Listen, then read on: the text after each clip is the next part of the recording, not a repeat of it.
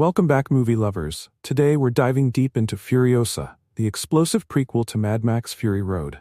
Get ready for an action-packed, emotional roller coaster as we explore the origin story of one of the most iconic characters in the Mad Max universe. Furiosa's journey is brutal, heartbreaking, and triumphant, so stick around as we break it all down, scene by scene. And of course, spoilers ahead. The movie opens with a contrast. We see the last remnants of life in a world torn apart by nuclear war and environmental collapse. The camera sweeps over the green place of many mothers, an almost mythical oasis of life, lush with crops and fresh water. This is one of the few remaining refuges from the desolation of the wasteland. The opening moments capture a sense of fleeting peace, with the vibrant greens and flowing water creating a stark contrast to the dusty brown desert we've come to associate with the Mad Max world. Here we meet a young Furiosa, no more than a child, alongside her best friend Valkyrie. They're picking peaches, a rare and precious fruit in this apocalyptic world. These scenes are quiet and serene, allowing us to feel Furiosa's connection to this paradise, a connection that will be shattered soon. Suddenly, the sound of motorcycles breaks the calm. Raiders from the biker horde, led by the merciless warlord Dementis, charge through the green place. Furiosa's instincts kick in, and she tries to sabotage the raiders' bikes, cutting wires, slashing tires, in a desperate attempt to slow them down. But her efforts are in vain, and she's swiftly captured. The tension in this scene builds as we watch the peaceful green place invaded by these savage, chaotic forces, setting the stage for the dystopian violence that defines the Mad Max world.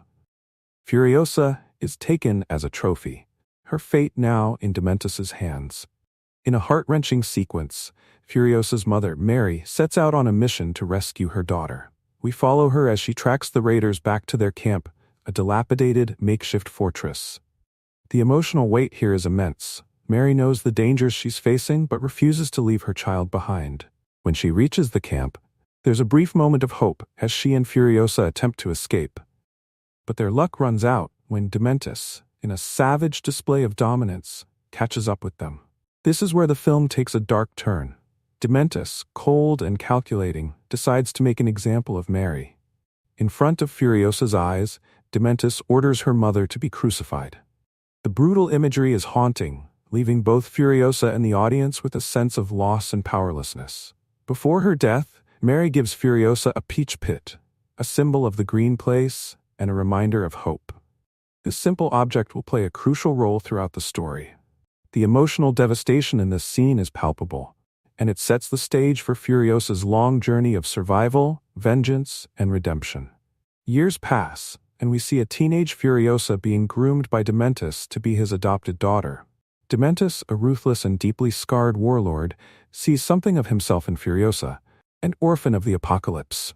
He's haunted by the loss of his own family, and this twisted connection drives him to keep Furiosa close for. Furiosa, however, is far from broken. She's biding her time, sharpening her survival skills. Dementis wants to use Furiosa to find her way back to the green place, but Furiosa keeps the location a closely guarded secret, tattooing a star map on her left arm as a reminder of home. Dementis' ambition grows. His army, the biker horde, sets their sights on the Citadel, an imposing fortress ruled by Immortan Joe, the tyrannical overlord we know from Fury Road. The Citadel has an endless supply of fresh water, a resource so scarce it's practically a currency. Dementis wants it for himself, but the initial siege fails as Joe's warboys, an army of fanatical warriors, repel the horde with brutal efficiency. The movie shows the raw, chaotic violence of these battles, explosions, gunfire, and motorized carnage that is signature to the Mad Max universe. Dementis, always thinking ahead, hatches a cunning plan. He captures Gastown, the oil refinery that supplies the Citadel with fuel, in a strategic ambush. Gastown is vital to the Citadel's operations, and Immortan Joe is forced to negotiate debts. In a tense and visually striking scene at the Citadel, Joe agrees to recognize Dementis' control over Gastown in exchange for food, water, and Furiosa.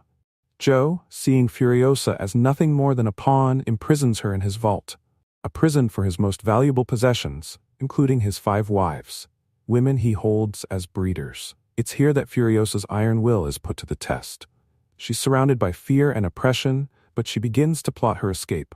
Meanwhile, Rictus Erectus, Joe's giant, brutish son, takes a disturbing interest in Furiosa. His presence in these scenes is menacing, an ever-looming threat. One night, Rictus makes his move, attempting to assault Furiosa.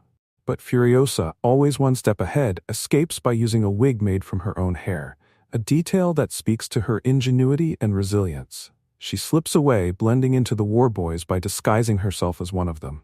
For years, Furiosa hides in plain sight, working her way up through the ranks of Joe's army. She becomes indispensable, playing the long game for her eventual escape. Here we see Furiosa's tactical mind at work. She helps design and build the War Rig, a monstrous, heavily armored tanker that can withstand raider attacks. The movie takes its time showing us how Furiosa rises in status, becoming a trusted member of the War Boys while secretly plotting her way out. As Dementus's grip on Gastown begins to weaken, one of his top lieutenants, the Octoboss, becomes disillusioned. Octoboss, a character marked by his ambition and cruelty, decides to betray Dementus. He leads an air assault on the War Rig during a routine supply run. The action here is nothing short of spectacular. Helicopters swoop down over the desert, guns blazing, as Furiosa and Praetorian Jack, the rig's top driver, fight to survive. The sequence is fast-paced, with explosions, aerial stunts, and the brutal combat we expect from the Mad Max universe. Furiosa and Jack manage to fend off the Mortifiers, Octoboss's elite troops, but not without heavy losses. Jack is impressed by Furiosa's skill and resourcefulness. Rather than punish her for trying to steal the rig, he sees her potential. In a tense moment of mutual respect, he offers to train her. An alliance is born. Furiosa and Jack grow close, their bond forged in the fires of battle. Together, they plan their escape from the Citadel. Jack, disillusioned with Immortan Joe's tyrannical rule, shares Furiosa's dream of freedom. But fate has other plans. As Immortan Joe prepares to strike back at Gastown, Furiosa and Jack are sent to the Bullet Farm to collect weapons. But Dementus, still a step ahead, ambushes them. In the chaos, Jack is dragged behind a speeding vehicle to his death. A brutal reminder that no one is safe in the wasteland. Furiosa, in a harrowing moment of survival, is pinned under a vehicle. Her left arm is crushed and her precious star map, the key to finding the green place, is at risk. In a grisly and painful scene, she severs her arm to escape, sacrificing her star map to save her life. With the death of Jack and her dreams of returning to the green place slipping away, Furiosa returns to the Citadel, more determined than ever. In a climactic battle, she and the People Eater, Joe's advisor, set a trap for Dementus. The warlord is lured into the Citadel, and the War Boys crush his forces in a stunning, fiery finale. Furiosa confronts Dementus in the desert. The chase that ensues is pure Mad Max, dust clouds, explosions, and relentless speed. Furiosa finally subdues Dementus, dragging him back to the Citadel, where she uses his body as fertilizer for a peach tree, a symbolic tribute to her mother's sacrifice. With Dementus defeated, Furiosa returns to the Citadel and is rewarded by Immortan Joe. He names her Imperator, a title of great power and respect.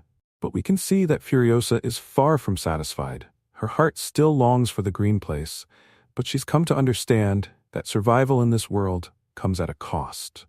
In the film's final moments, Furiosa meets Joe's 5 wives, the women we know will eventually escape with her in Fury Road. She shares a peach from the tree she grew, a bittersweet reminder of the paradise she lost. The movie ends with Furiosa preparing for another supply run, but now she's the one in control. And that wraps up the epic tale of Furiosa. This prequel shows us the harrowing journey that shaped her into the fearless warrior we know in Mad Max Fury Road. What did you think of her transformation from captive to Imperator?